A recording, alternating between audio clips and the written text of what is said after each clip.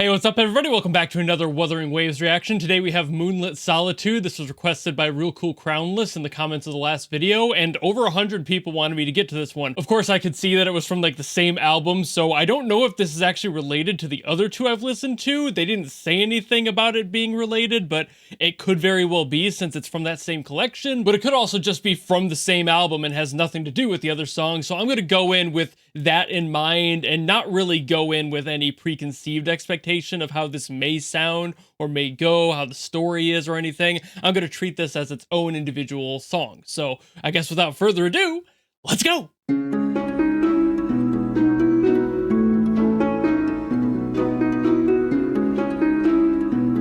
I already like the flow we've got going here.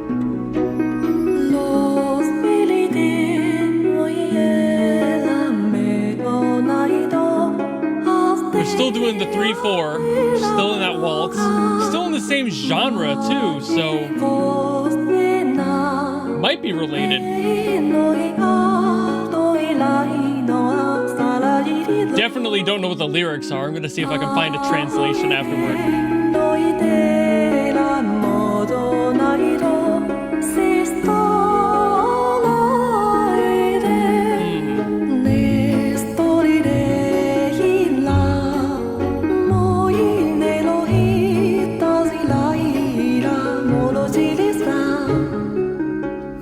I'm loving everything about this.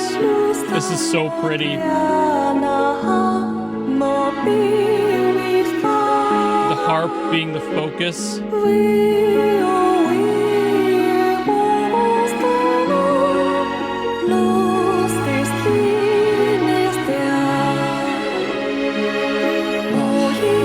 It's unfolding so beautifully. I can feel it welling up to something. It's building.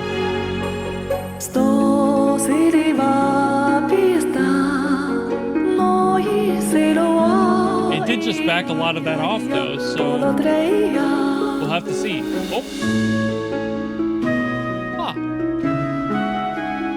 We're like opening a can of soda. It fizzles out there.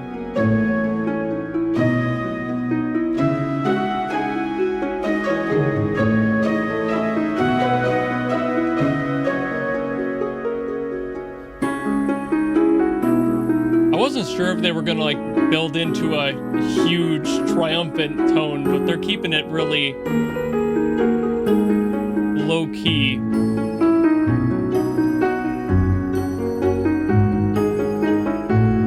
They're keeping that fantasy vibe to it instead of building up to something more regal.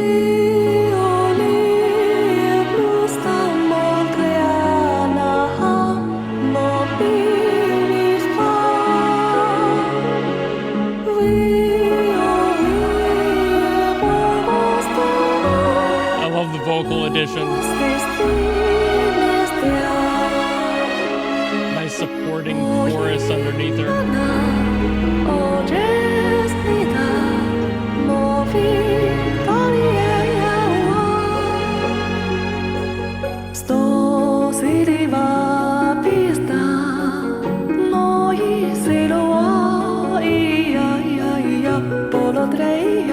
It's just so pretty, dude.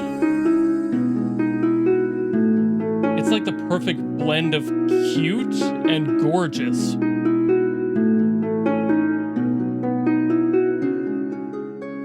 Man, all right.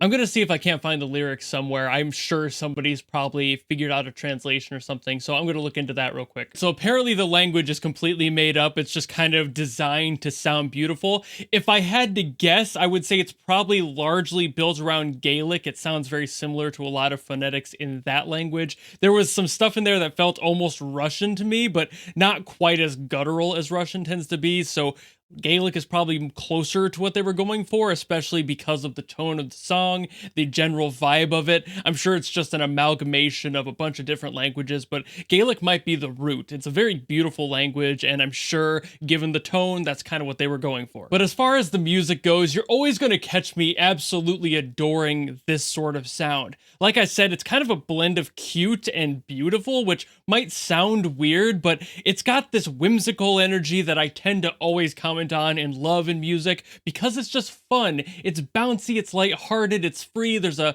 kind of a beauty in the party there. And then everything under it supporting it has this long drawn energy that just feels like you're floating on a cloud. And it's hard to think of anything else but beautiful as a word for that. It's just free. It's freedom in music, and I love how it sounds. The harp was gorgeous. All of the supports of the strings and everything else underneath it were just fantastically placed. Nothing felt like it was taking up too much space or lasted too long. All of the breadth of the song was completely intact. And having it be in 3/4, just like the other ones that we've heard so far, keeps that waltziness to it because that's the time signature for waltz. And it just feels like you're dancing. It's just really everything about this song is like encouraging somebody to flow and sway with it, to feel like you're kind of in this zone, this mental zen of just being in a forest and kind of looking around and seeing everything that's bigger than you and understanding the weight of nature and life on you in that time. That's what I get in my mind when I hear this sort of music, and this just captures that beautifully. And I also love that they had the vocalists do little things like adding vocal trills. This happens quite often in generally music. Vocal trills are pretty popular. For those who don't know, that's basically just kind of an alternating tone between like one note and another note. You kind of go back and forth between them.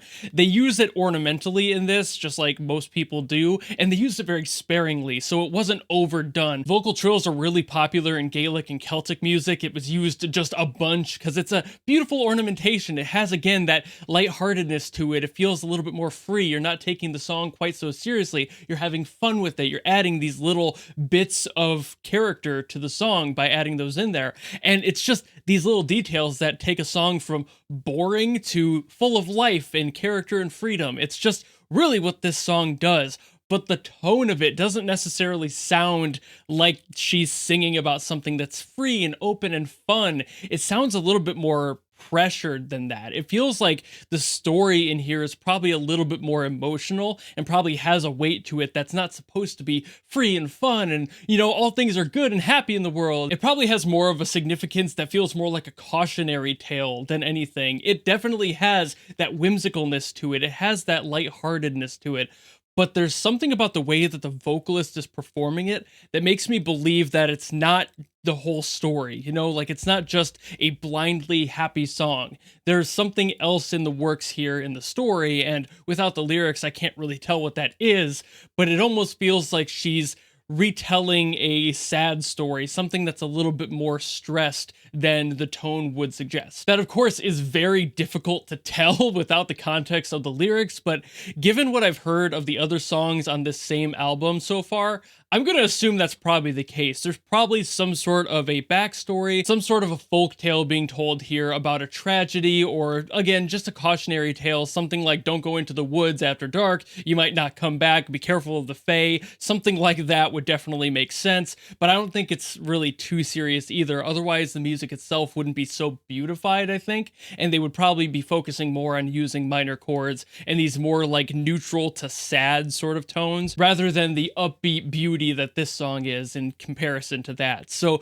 there's a lot in this one, but largely I think that's about all I've got to say, which is kind of weird to me because it usually takes me longer to record these videos, but something's going on with my brain and I just focused in on exactly the points I wanted to talk about this time, and I didn't yap myself into a 30-minute raw recording. We're only at about maybe 12 minutes here on this recording, so I think I'm done, which is weird to say, but again, if you guys have anything else you want me to get to from Wuthering Waves, by all means, drop it in the comments below and I will do my best as always to get to it. Or if you want to follow me and support me for more stuff in the future, you know how to do all that, and I will see you all in the next video.